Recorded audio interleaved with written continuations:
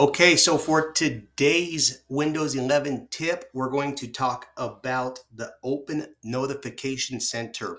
I'm a very big fan of shortcuts because it's going to save you a lot of time. So on your keyboard, you're going to press the Windows icon. It's to the left on the bottom to next to the spacebar. You're going to push Windows and the letter N as in Nancy. That's going to pop up this area right here.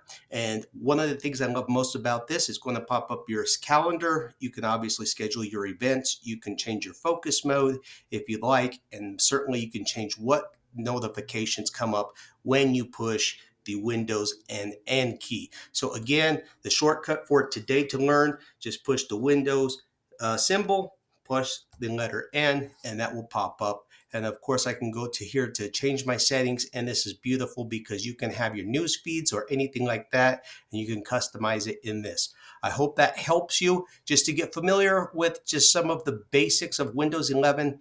For more tips and tricks, follow along, and I will be guiding you through just quick, useful references in order to expedite your navigation online.